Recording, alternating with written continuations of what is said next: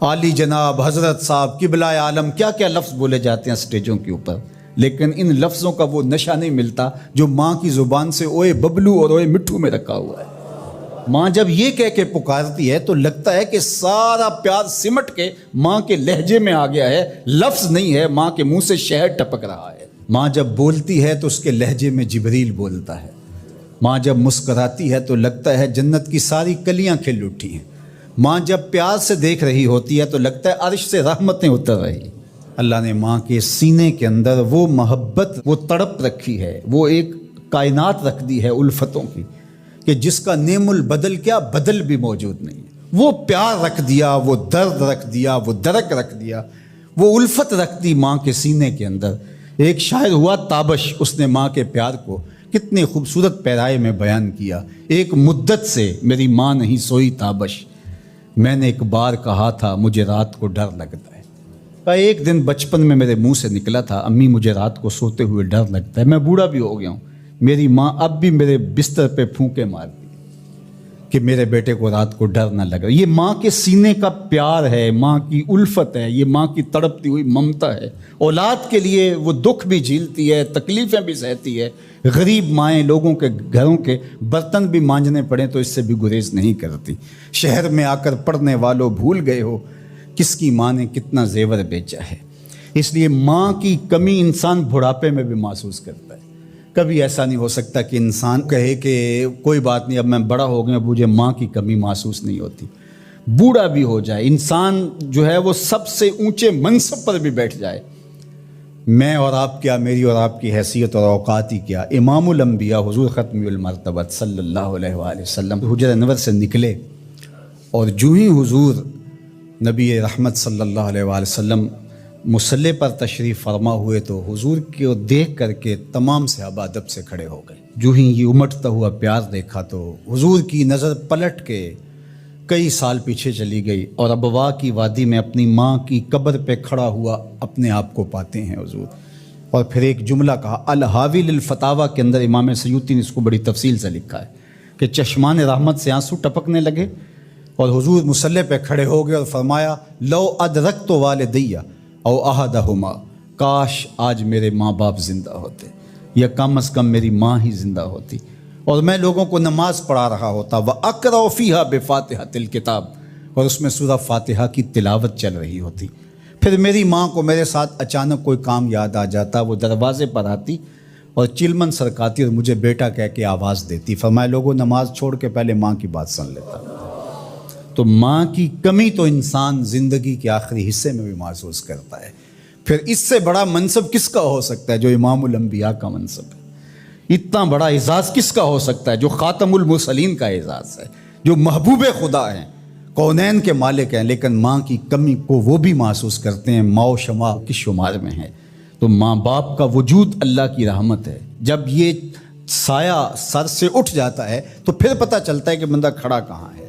جب گھنے درخت کے سائے میں بیٹھا ہو اور وہ درخت ساری دھوپ اپنے پتوں میں جذب کر رہا ہوتا ہے اور نیچے بیٹھنے والے کو چھاؤں فراہم کر رہا ہوتا ہے، اور اس سے نہیں پتہ ہوتا کہ جو مجھے چھاؤں دے رہا ہے وہ خود کتنا جلس رہا ہے، لیکن اچانک جب سایہ ہٹ جائے اور بندہ کڑی دھوپ میں آ جائے پھر اسے احساس ہوتا ہے کہ وہ سایہ کتنا غنیمت تھا۔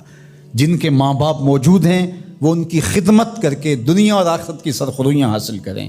اللہ کی رضا بھی اس میں ہے، رسول اللہ کی رضا بھی اس میں ہے، اور دنیا اور آخرت کی بہتریاں اسی کے اندر پنہاں ہیں کہ ماں باپ کی تکریم بجا لائی جائے۔ عالی اللہ اکبر، ان پڑھ اور غریب ماں کی یاد میں انہوں نے بڑی خوبصورت باتیں لکھی۔ کہا عالی نسب ہوٹلوں میں کھانا کھانے میں وہ سرور کہاں جو چولہے پر بیٹھ کے ماں کے ہاتھوں سے پکی ہوئی چپاتیاں کھانے میں ملتا ہے۔ حضرت یعلہ بن مرہ کی ایک کہانی سنیے۔ فرماتے غزوے سے ہم واپس آ رہے تھے، راستے میں پڑاؤ ہوا تو حضور ایک درخت کے نیچے استراحت فرمانے کے لیے لیٹ گئے، اور میری ڈیوٹی یہ تھی کہ میں تلوار لے کے حضور کا پہرا دوں۔ میں کھڑا ہو گیا، باقی لوگ بھی سو گئے، تو میں نے ایک منظر دیکھا کہ دور صحرا میں ایک درخت تھا جو ہلنے لگا۔ تھوڑی دیر کے بعد وہ اپنی جڑوں سمیت باہر آیا اور اپنے آپ کو گھسیٹتا ہوا میرے برابر آ کے کھڑا نہیں ہو جاتا۔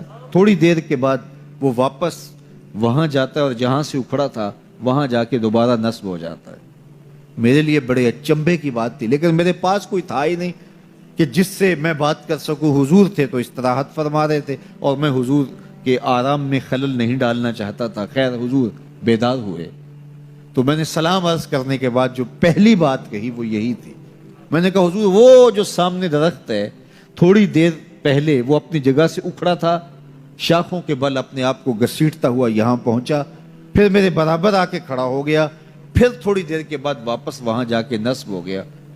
یہ جب کہانی سنائی تو میرے حضور نے تعجب نہیں کیا، اچھا کیسے ہوا، کیسے آیا، کتنا وقت لگا، کتنی دیر ہوئی، کوئی سوال نہیں کیا، بلکہ فرمایا ہاذہ شجرۃ استاذنت ربھا، فرمایا یعلا بن مرہ یہ درخت ہے، اس نے رب سے اجازت چاہی تھی کہ مالک تیرا محبوب نیڑے آیا ہے، سلام نہ کر رہا ہوں، فآذن لہا، اللہ نے اس کو اذن دے دیا تھا، یہ مجھے سلام کرنے کے لیے آیا تھا۔ درختوں کے کلیجے بھی تڑپتے ہیں کہ حضور کو سلام کیا جائے۔ وہ کہانی تو آپ نہیں بھول سکتے جب ایک عربی نے کہا کہ حضور میں آپ کو نبی تب مانوں گا اگر وہ درخت آپ کی نبوت کی گواہی دے گا، آپ اگر اس کو بلائیں گے۔ تو میرے حضور فرماتے ہیں میں نے کیا بلانا، جا کے تو ہی کہہ دے تجھے اللہ کا رسول بلا رہا ہے۔ درخت اپنے آپ کو گھسیٹتا ہوا حضور علیہ السلام کی خدمت میں حاضر ہو جاتا ہے۔ درخت مان رہے ہیں، چاند کا کلیجہ شک ہو رہا ہے، پتھر کلمے بول رہے ہیں، حضور کے عشق میں کائنات کے ایک ایک ذرے کا دل دھڑک رہا ہے۔ وہ کیا کسی نے کہا تھا، زمین جل رہی ہے، آسمان جل رہا ہے، محبت میں سارا جہاں جل رہا ہے۔ پوری کائنات حضور کی آتش محبت میں جل رہی ہے اور حضور کے وصل کے لیے تڑپ رہی ہے۔ درخت ہوں، پتھر ہوں، اشجار ہوں، وہ اونٹنی جس پہ حضور سوار ہوتے تھے، غدبہ نامی اونٹنی، آپ تاریخ پڑھیں حضور کے وصال کے بعد وہ چارہ نہیں کھاتی تھی، چارہ چھوڑ دیا تھا، رو رو کے نابینا ہو گئی وہ اونٹنی، اور صحابہ نے اس کی آنکھوں پہ پٹی باندھ دی تھی، اس نے رو رو کے جان دے دی۔ جب حضور چلے گئے ہیں تو ہم نے جی کے کیا لینا ہے۔ آپ نے محبت کی لوگ داستانیں سنی ہوں گی، محبوں نے محبوبوں کے لیے کیا کچھ کیا، نہریں کھودی، تکلیفیں سہی، اذیتوں سے گزرے، سولیوں پہ چڑھ گئے، لیکن آپ نے آج تک ایسا منظر نہیں دیکھا ہوگا کہ محبوب نے لب پھینکا ہو اور محب نے اپنے ہاتھوں پہ لے کے چہرے پہ مل لیا ہو۔ محبوب کے وضو کے پانی کو زمین پہ نہیں گرنے دیتے۔ عروہ بن مسعود صلح حدیبیہ کے موقع پر واپس جب گیا تو اس نے قریش مکہ کو جا کے کہا میں تمہاری جانب سے سفیر بن کے بڑے بڑے بادشاہوں کے درباروں میں گیا ہوں، واللہ اصحاب محمد کو جو میں نے محمد صلی اللہ علیہ وسلم کی تعظیم کرتے ہوئے دیکھا ہے، واللہ آج تک کسی بادشاہ کی بھی وہ تعظیم ہوتے ہوئے نہیں دیکھی، اور جو ان کا لعاب زمین پہ نہیں گرنے دیتے، ان کے وضو کا پانی نہیں زمین پہ گرنے دیتے، وہ ان کا خون کیسے گرنے دیں گے۔ تو جنگ کا ارادہ ترک کر دو۔ تاریخ بتاتی ہے صلح حدیبیہ کے بعد سیدھا فتح مکہ ہوا ہے، قریش کے ساتھ پھر کوئی جنگ نہیں ہوئی، اس لیے کہ ان کے دلوں پر ایک رعب بیٹھ گیا تھا۔ جب امت نبی کی تعظیم اور تکریم بجا لاتی ہے تو بتائیے کہ پھر اس امت کو تسخیر کیا جا سکتا ہے؟ وہ ناقابل تسخیر۔ جب امت اپنے نبی کی تعظیم نہ کر سکے تو پھر اس کو جس طرح چاہو جو ہے وہ مسخر کر لو، وہ ایک بوسہ ہوتا ہے، اس کے علاوہ کچھ نہیں ہوتا۔